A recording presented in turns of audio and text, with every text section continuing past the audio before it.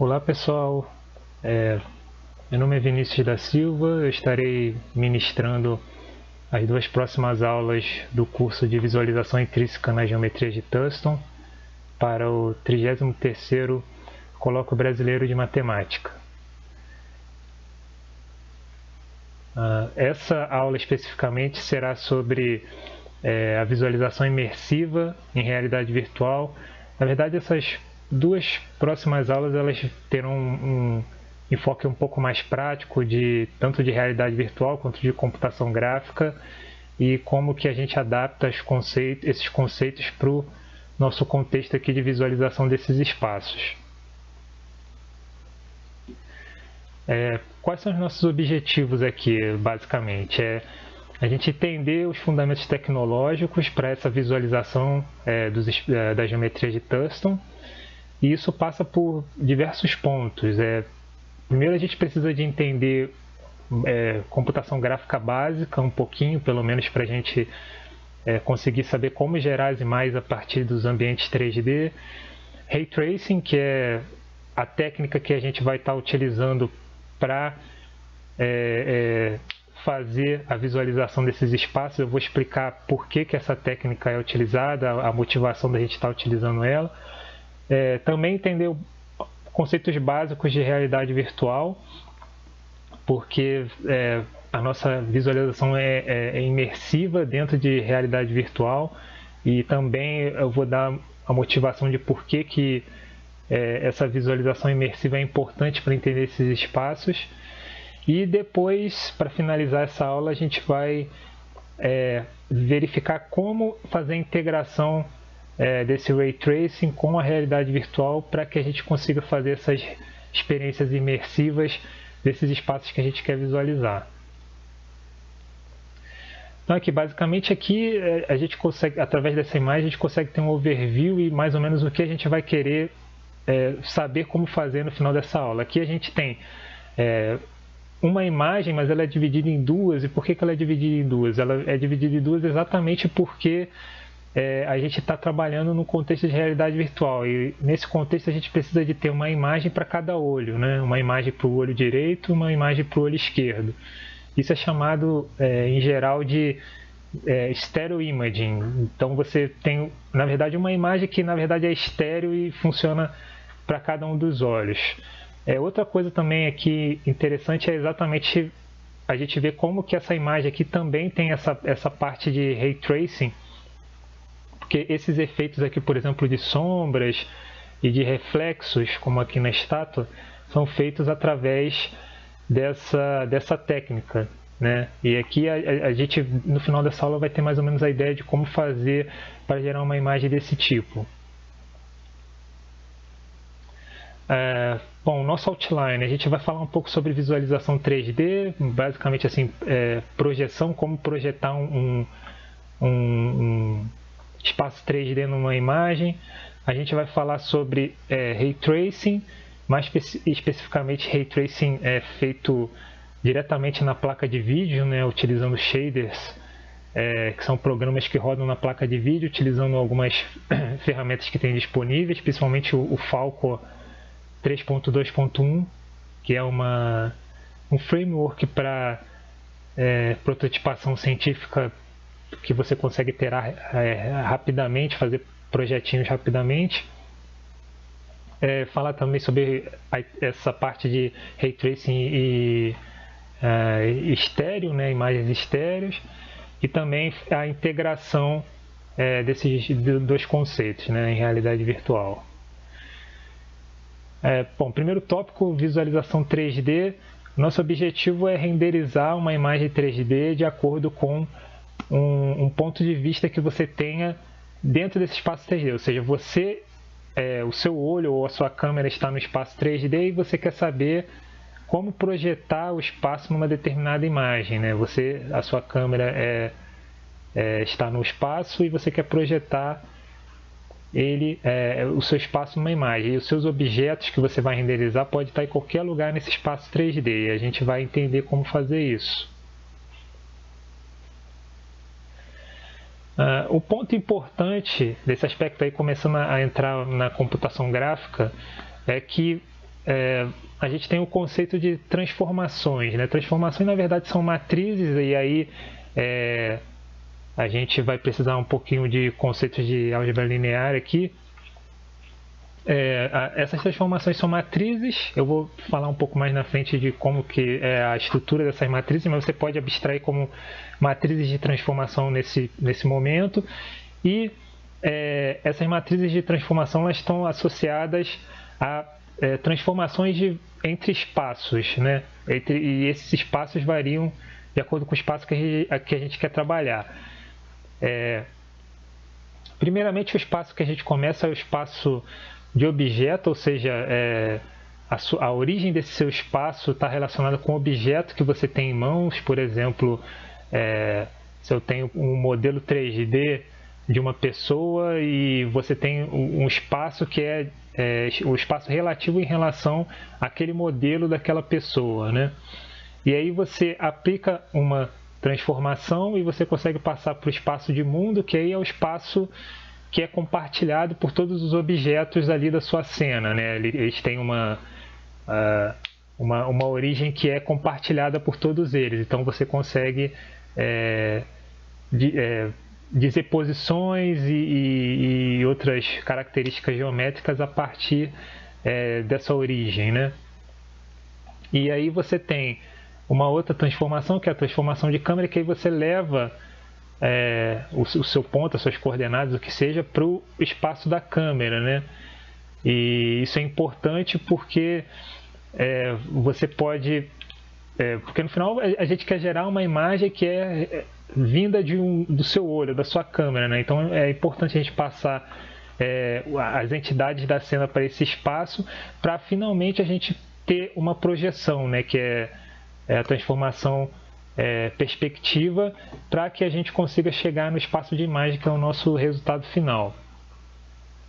Muitas vezes na computação gráfica a gente fala que essas transformações aqui, essas duas transformações primeiras aqui, que é do espaço para o mundo e para a câmera, elas são chamadas de model view, porque na verdade elas são equivalentes, né? Você pode tanto movimentar um determinado objeto no espaço, quanto movimentar sua câmera, e você pode ter a mesma imagem ali, né? Então elas são meio que equivalentes. Então você tem uma matriz que representa isso, e depois você tem uma matriz que faz a perspectiva, né? Que é chamada uma matriz de projeção.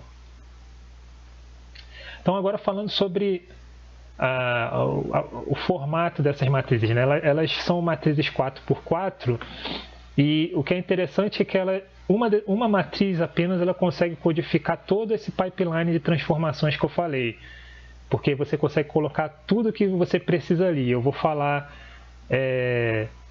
de como fazer isso agora rapidamente.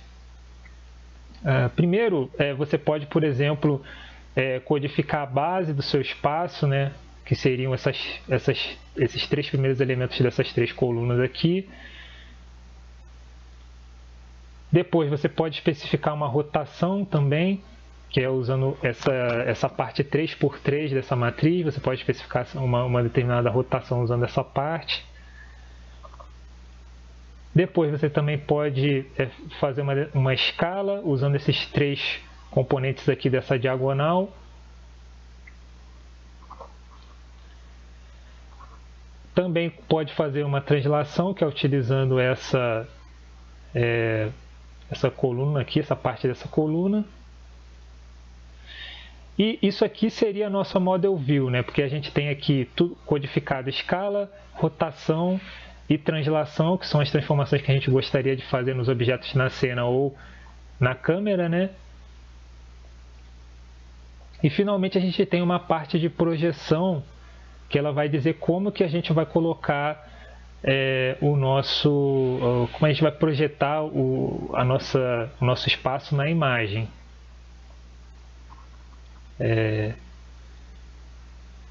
Ok, falado assim desse prime de computação gráfica, a gente vai passar agora para a parte de Ray Tracing, né? O que é Ray Tracing? Ray Tracing é uma técnica que você gera imagens através de você lançar raios, no geral, a partir da sua câmera. Essa imagem aqui ela mostra bem como é o processo. você tem a origem dos seus raios, a câmera, o seu olho, né? E você lança raios na direção dos seus pixels da sua imagem, né? E que a gente tem a imagem, o seu raio vai passar, você vai lançar um raio para cada pixel no geral, né? E esses raios, com esses raios você faz interseção com objetos da sua cena, e no momento que você detecta uma interseção, você pode, por exemplo, lançar um outro raio para fonte de luz, para você, por exemplo, saber se está numa posição, por exemplo, de sombra, né? Porque tem algum outro objeto na frente da luz, você pode fazer um cálculo diferente para ela. E isso aqui é uma coisa que pode ser recursiva, né? Você pode, por exemplo, a partir daqui, a partir dessa interseção, você fazer uma reflexão ou uma refração e lançar mais raios a partir dali, para que você tenha um comportamento global da luz, de como ela age, né? Repare que aqui, na verdade, a gente está fazendo, digamos, o trajeto inverso da luz, né? Porque a luz ela sai do source, né? E ela vai se espalhando pelo seu ambiente, pela sua cena, né? E a gente aqui está fazendo o contrário, porque muitos desses raios se perderiam se a gente fizesse as coisas a partir do source de luz, né? Então a gente faz o inverso, a gente vai a partir dos raios que chegam no seu olho especificamente, né? E essa é a técnica de Ray Tracing. Repare que, na verdade, o Ray Tracing está fazendo o inverso dessa cadeia de transformações que a gente falou anteriormente, porque a gente está saindo do espaço de imagem, né?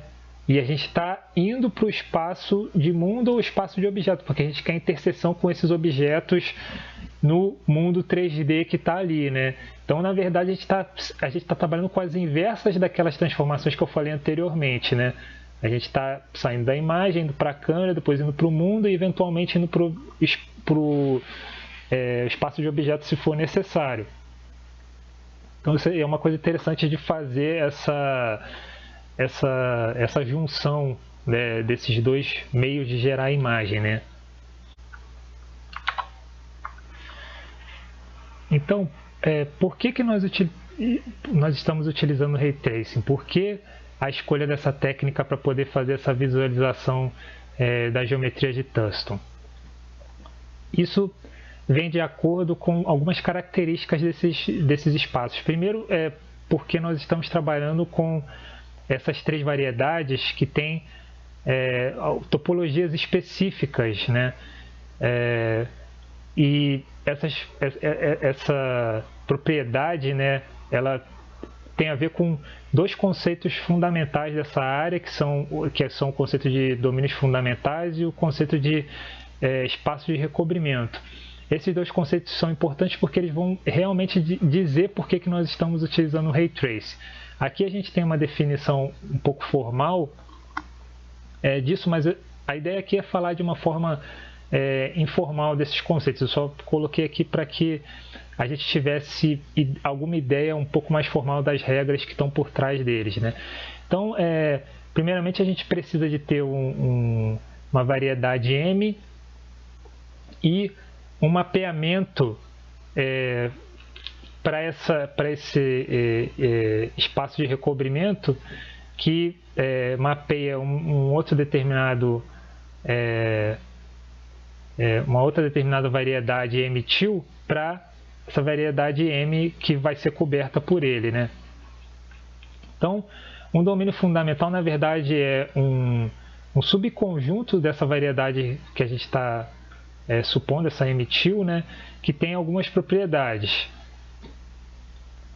A primeira propriedade é que a união de todos esses mapeamentos do domínio fundamental no espaço de recobrimento, ela cobre completamente a nossa variedade, né? A segunda propriedade é que essas cópias, né? Esse mapeamento desse domínio fundamental eles são mutuamente exclusivos, né? Ou seja, os espaços eles não interagem entre si, né? E finalmente aqui, mais para dar uma ideia de um resultado mais de uniformidade, né? Que esses mapeamentos o resultado é a menos de um diffeomorfismo, ou seja, qualquer mapeamento que pudesse ser deformado nesse mapeamento resultado, na verdade é a mesma coisa, né? Apenas para que a gente tenha maior unicidade ali nos resultados, né? Mas então assim, isso aqui de uma maneira um pouquinho mais formal, mas eu vou dar uma ideia aqui com alguns exemplos do que a gente vai estar falando, de por que a gente vai estar tratando com esses conceitos de domínios fundamentais e de espaço de recobrimento.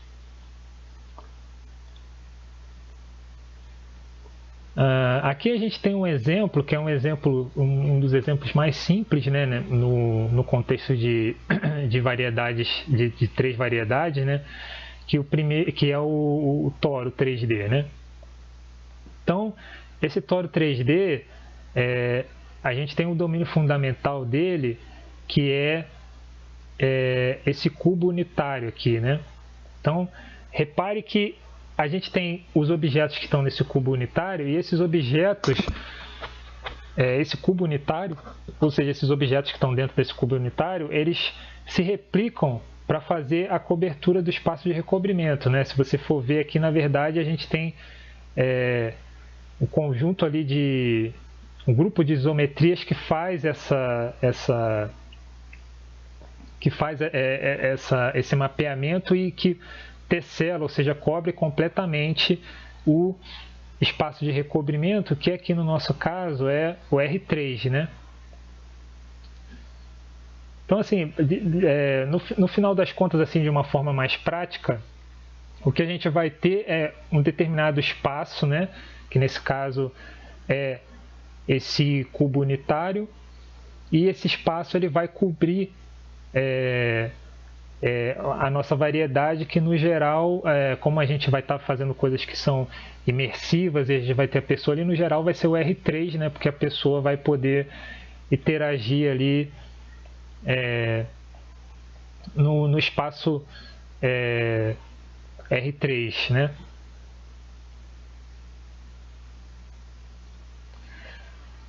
Aqui a gente tem um outro exemplo, que é a variedade de Cipher-Weber, que é um exemplo um pouco mais complicado, né? Mas ele tem algumas coisas que também deixam a ideia um pouco mais intuitiva. Primeiro, o domínio fundamental nesse caso é um dodecaedro. Aqui a gente pode ver, aqui uma visualização imersiva, né? A gente tem a cabeça da Suzane, né? Que é um macaquinho, e as mãos da pessoa ela está movimentando num ambiente de realidade virtual, né? Através do capacete dos controles, e ela está dentro desse dodecaedro, que é o domínio fundamental. E aí ela vê as cópias, a tesselagem, né, no espaço de recobrimento de tudo que está dentro desse domínio fundamental. Aqui a gente pode ver, aqui nesse exemplo é um pouco mais fácil de ver a estrutura do domínio fundamental do que no outro exemplo, porque aqui a gente tem as arestas, né? Estão sendo mostradas as arestas do dodecaedro. Então aqui a gente tem uma face, aqui em cima a gente tem outra face, aqui na esquerda a gente tem outra face, e aqui embaixo a gente tem outra face também. E repare que aqui a gente pode ver como que esse dodecaedro ele recobre totalmente aqui o R3, né? E como que esse mapeamento é feito, né? A gente vê que na verdade as faces elas estão identificadas entre si, né? A gente tem uma espécie de cola entre as faces para juntar esses dodecaedros, né? E a mesma coisa também acontece com o toro, né? Só que aqui é mais fácil de ver porque a gente está mostrando a estrutura das faces. Mais uma vez também o espaço de recobrimento é o R3.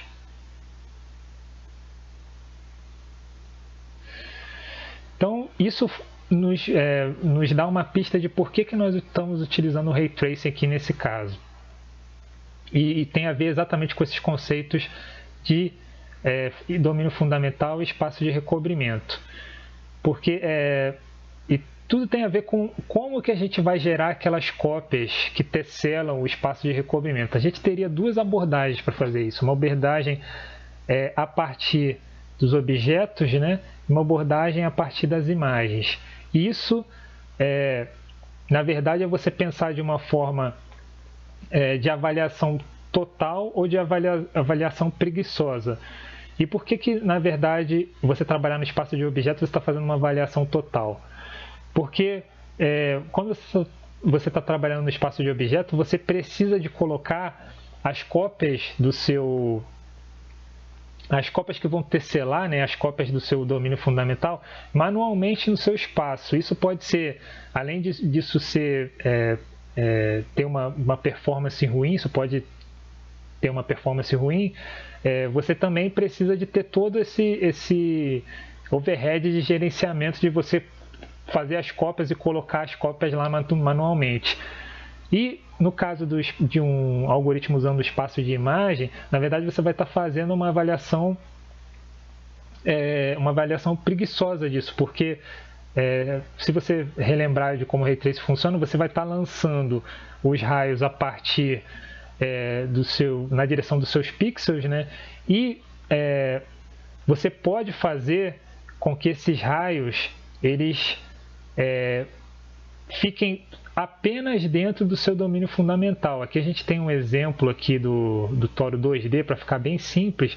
Aqui a gente tem um determinado raio que está sendo lançado nessa direção, só que quando ele chega na borda do domínio fundamental, no limite do domínio fundamental, a gente coloca ele de volta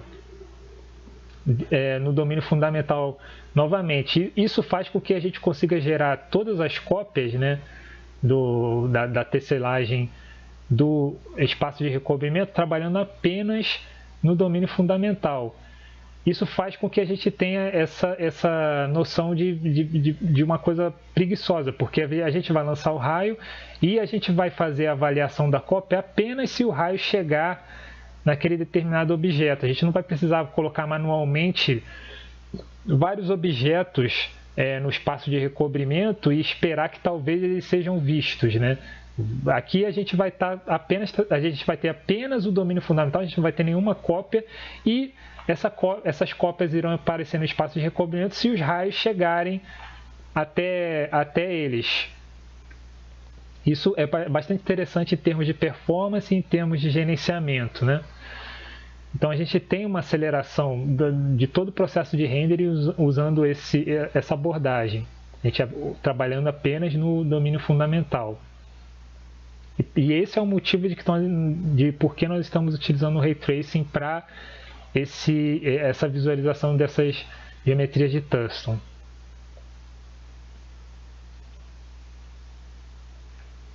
Então, agora que a gente já falou sobre alguns conceitos de computação gráfica e de Ray Tracing e por que nós estamos utilizando o Ray Tracing nesse conceito, nesse contexto, a gente vai falar agora sobre como fazer esse Ray Tracing na GPU usando a plataforma RTX, né?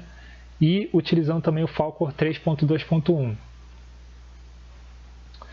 Então, o overview aqui do que a gente vai falar agora, a gente vai falar sobre o RTX e traçado de raios em tempo real, que é uma coisa nova, bem recente da computação gráfica, sobre realidade virtual e a integração com Ray Tracing, como fazer Stereo Imaging e falar um pouco sobre alguns problemas que estão associados a isso, como a convergência dessas imagens estéreo e também a parte de performance, porque a gente vai estar gerando sempre duas imagens, né? Uma para cada olho, né?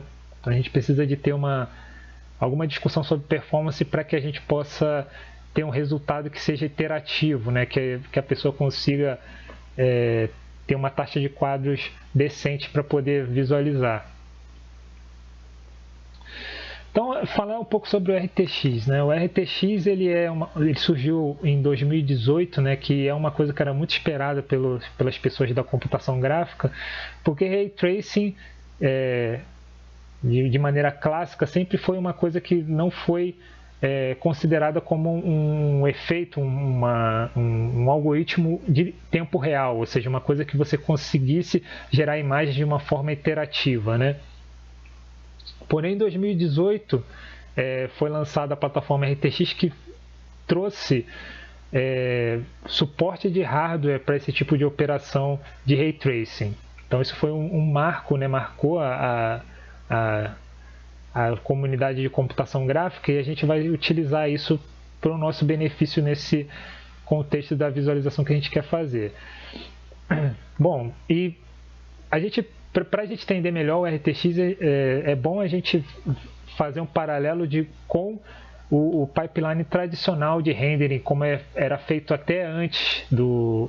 Ainda é feito dessa forma, né, se você quiser trabalhar com rasterização, né, mas agora a gente tem também o pipeline de Ray Tracing para que a gente possa trabalhar. Então é legal a gente ter uma comparação entre os dois. Aqui, se você não tem muita familiaridade com trabalhar na GPU, né, a GPU, na verdade, ela tem um pipeline, né, que são todas essas ações que são feitas aqui, e algumas delas o programador ela pode fornecer programinhas que são chamados shaders para fazer a computação da maneira que ele quiser, né, para resolver o problema dele. Então, aqui a gente tem, no pipeline tradicional, a gente tem a entrada, né, e depois a gente tem o Vertex Shader, que é a primeira parte que é customizável, né, que você pode fornecer um shader para fazer. E basicamente essa parte faz as transformações necessárias entre os espaços para setar as coisas para a geração da imagem em si, né? Depois a gente tem também um shader geométrico, né? Que aí você pode trabalhar com instâncias e coisas do tipo, gerar mais geometria dentro desse shader. A gente não vai falar sobre isso, isso aqui está só em termos informativos. E depois, finalmente, a gente tem o Pixel Shader, que é o shader que vai estar trabalhando nos seus pixels, ou seja, vai estar trabalhando para gerar as imagens, né? E importante saber que isso aqui é completamente paralelo, né? Então você vai estar, na verdade, é como se você tivesse vários computadorzinhos, cada um deles trabalhando em um pixel, né? E assim é como o pipeline tradicional da GPU. Agora o pipeline de Ray Tracing, o que foi lançado com a RTX, né? A ideia de você ter partes que você pode customizar com shader se mantém. Aqui no nosso caso a gente tem o Regeneration Shader, que pode ser fornecido pelo usuário, o Intersection Shader, o N-Hit Shader, o Closest Hit Shader e o Mi Shader. Todos esses são customizáveis, todas essas caixas azuis são shaders que você pode fornecer para o pipeline. E o que cada um deles faz? O Regeneration Shader é o shader que lança os raios iniciais, né? No geral, os raios que você está lançando na direção dos seus pixels a partir da sua câmera, né?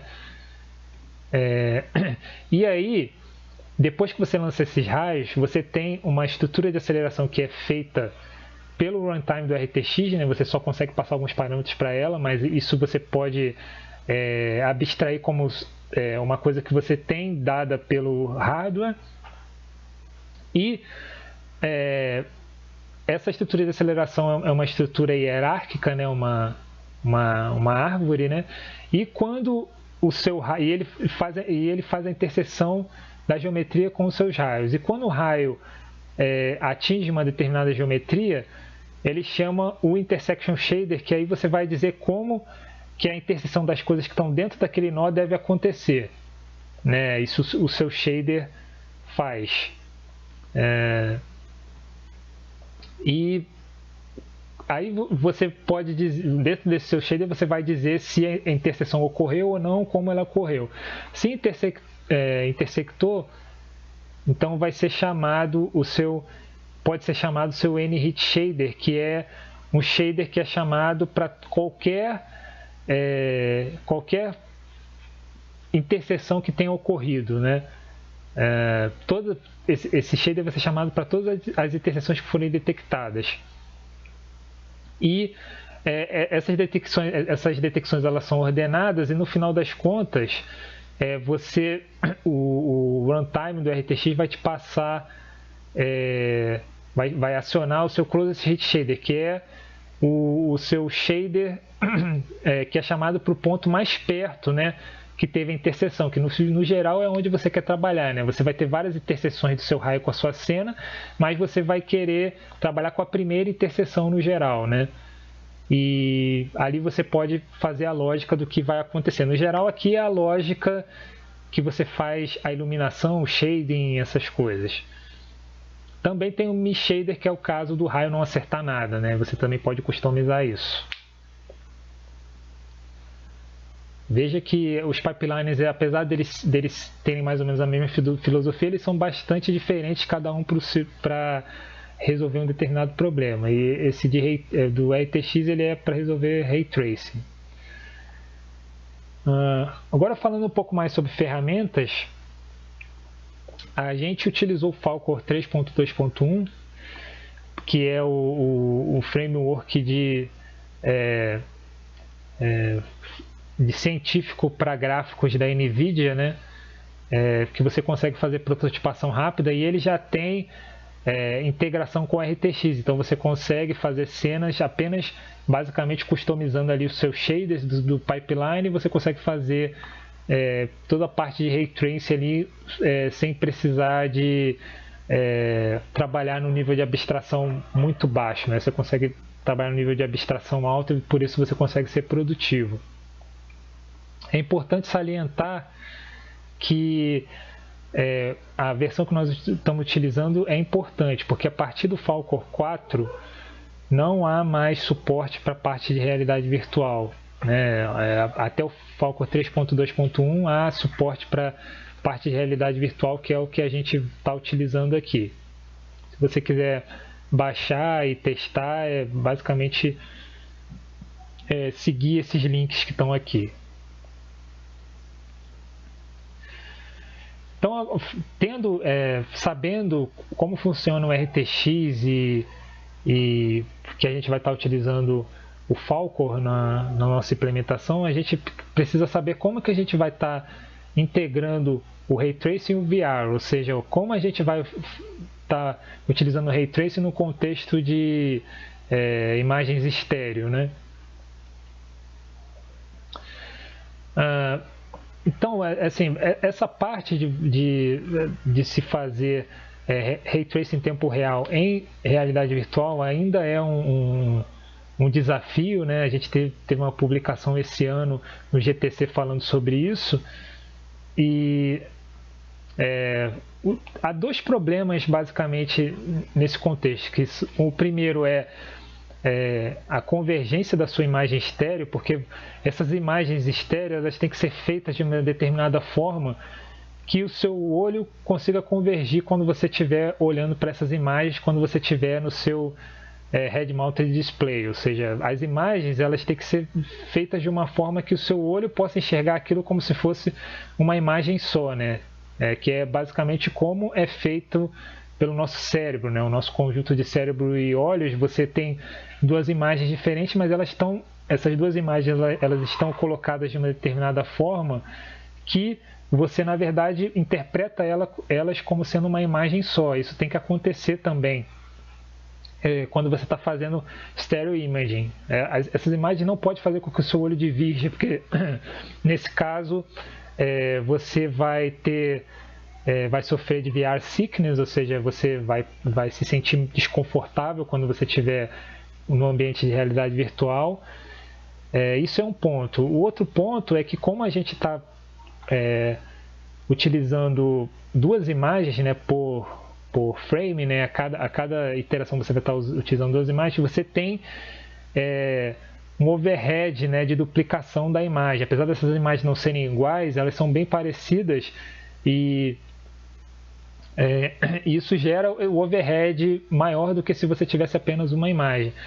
E o problema é que, para esses capacetes de realidade virtual, para esses Head Mounted Display, você no geral precisa de ter uma taxa de frames relativamente alta para que a pessoa possa se sentir confortável. No geral, 75 frames por segundo é o mínimo, mas a gente, no geral, o recomendado é acima de 90 ou até 120 frames por segundo.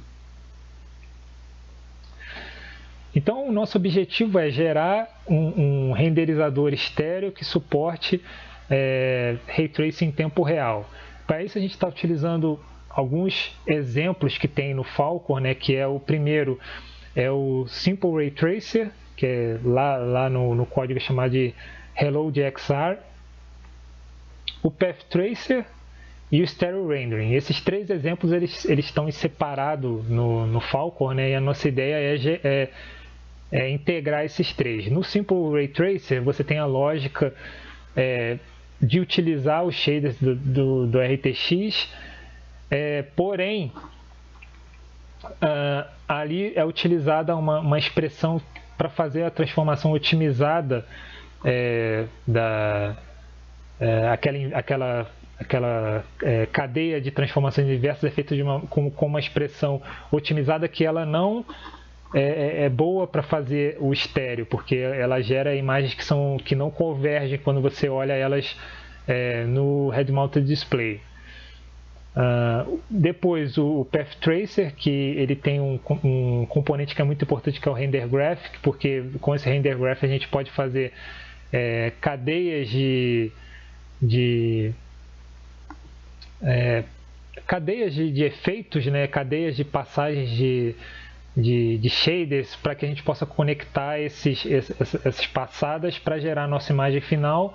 E esse exemplo Stereo Rendering tem toda a lógica de realidade virtual e a submissão das imagens para o Head Mounted Display. Então nossa ideia é adaptar e integrar todos esses exemplos para gerar o nosso render, né? O nosso objetivo final. Bom, então o primeiro problema é a convergência das imagens estéreo, né? Como eu disse anteriormente, a expressão utilizada para transformar coordenadas de dispositivo, que na verdade são ali um intermediário entre para se chegar no espaço de imagem, e as coordenadas de mundo, ela é essa expressão aqui,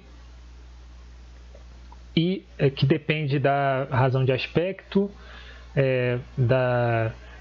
do ângulo, né, do campo de visão no Y, né, da imagem, as coordenadas da imagem, né, nx e ny, e a base da matriz da view matrix, né, da inversa dela, né. E essa expressão, o problema dela é que ela não leva em consideração essa convergência da imagem necessária para a realidade virtual. Isso porque esse exemplo no Falcon ele não foi feito para a realidade virtual. E por causa disso a visão humana, né, a pessoa que estiver ali imerso, ele não vai se sentir confortável visualizando, né, fazendo a visualização do espaço. E a pessoa pode até se sentir mal, né, e passar mal por conta disso. O segundo ponto é o overhead, né? Existem algumas técnicas de estéreo utilizando apenas uma imagem, só que essas técnicas elas podem gerar artefatos na imagem, né? Pode gerar erros, porque eventualmente vai ter alguma parte ali da imagem que não foi gerada, então assim, como preencher aquilo ali pode gerar artefatos, né? Porém, se você simplesmente utilizar Ray Tracing em toda a sua cena, para os dois olhos pode ser um pouco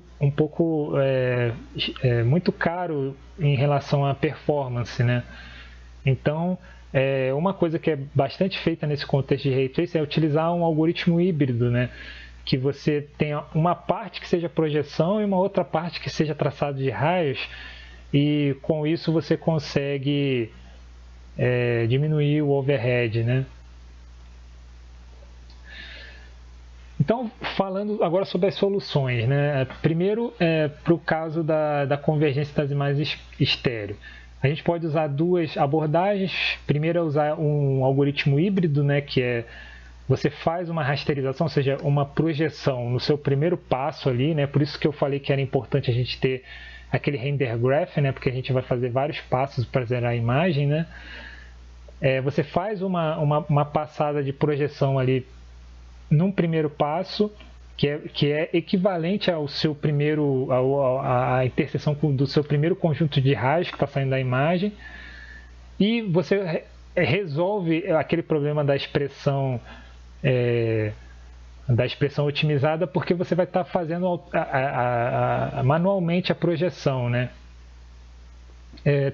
Tem uma melhor performance porque um determinado bounce do Ray Tracing é pulado, né? Porque você já fez ele na projeção, né? Um outro é usar a transformação inversa, né? Ao invés de você utilizar aquela operação otimizada, você realmente aplica a matriz ali da forma que a gente falou no início da aula, né? Utilizando a inversa, e é bastante simples de implementar, mas é um pouquinho mais custoso, né? Porque você vai estar traçando todos os raios mesmo. Agora, em relação ao overhead, né? A solução que além de utilizar o algoritmo híbrido, né? A gente também faz ali um mix de diferentes estratégias de renderização na cena. A primeira é você simplesmente rasterizar o objeto, a segunda é você rasterizar e também ter ali sombras, né, alguma coisa desse tipo, e a segunda é você ter reflexões e coisas assim, porque cada uma delas é mais complexa, né, porque a rasterização não tem nenhum tipo de sombra, a rasterização mais sombra você tem um sombreamento por Ray Tracing, e na reflexão você tem ali realmente um comportamento global ali da sua iluminação, né? E a ideia é que objetos importantes deveriam utilizar a renderização um pouco mais custosa para que você tenha mais resultados, né? Ou seja, os objetos importantes deveriam se apresentar de uma forma melhor para o usuário final, né? E isso a gente faz utilizando um identificador de material para selecionar os objetos na cena, né? Então, isso tudo, não se esquecendo que isso tudo aqui é feito dentro do domínio fundamental, né? Assim, a gente está falando dos objetos que estão dentro do domínio fundamental e para simplificar, né? E a gente usa esse material ID para dizer o que a gente quer em relação a efeitos para os objetos que estão na cena. Então a gente pode colocar diferentes objetos com diferentes efeitos para ter diferentes tipos de performance. E dessa forma a gente só vai ter um marcador no objeto que torna isso fácil de usar. E se você tiver num ambiente que você tem artistas, os artistas podem fazer essas modificações utilizando apenas uma interface simples, talvez. Então aqui nessa cena aqui que a gente vai usar como exemplo, que é a mesma cena lá do início, aqui a gente tem diversos objetos e cada um deles está utilizando um jeito de rasterização diferente. Aqui nesse caso a rasterização não, um efeito, né, diferente. Aqui a gente tem a estátua com reflexões, né? Então ela é o objeto mais importante da cena, então ela está utilizando os efeitos mais complexos em termos de custo de performance, né? E que geram melhores resultados de visualização. Mas, por exemplo, o piso e as paredes, eles não têm, por exemplo, reflexão, tem apenas as sombras. Isso já dá um resultado muito bom, mas gera melhores resultados em termos de performance, né? Agora eu vou mostrar um vídeo do resultado rodando em tempo real.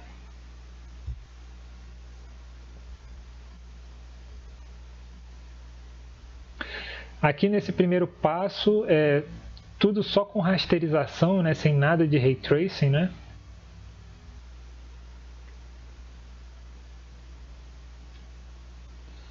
Agora apenas a estátua e as decorações da parede com reflexões, os outros objetos só com sombra. Você vê que já dá um resultado bem melhor. E aí o terceiro caso é tudo com reflexão, né? E aí é tudo utilizando da maneira mais custosa. Você vê que o resultado entre os casos 2 e 3 tem pouca diferença, por isso que essa técnica ela é bastante razoável para ser utilizada no contexto de realidade virtual. Aqui a gente tem uma segunda cena, né, que é a cena do bistrô. Também é o mesmo caso, agora antes foi só com rasterização, agora com as sombras.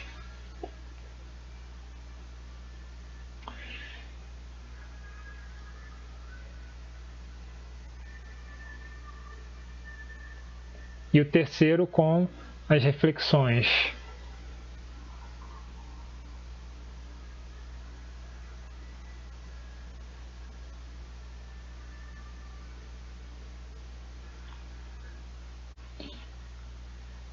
Recapitulando o que nós vimos nessa aula, nós falamos sobre os fundamentos tecnológicos para a visualização das geometrias de Thurston, que a gente vai usar para visualizar essas geometrias, né? Falamos sobre conceitos básicos de computação gráfica, passando por cadeias de transformação e pipelines de renderização. Falamos também sobre Ray Tracing, por que ele é bom para fazer essa visualização de 3 variedades, né? Falamos sobre conceitos básicos de realidade virtual, principalmente a parte de stereo imaging, né?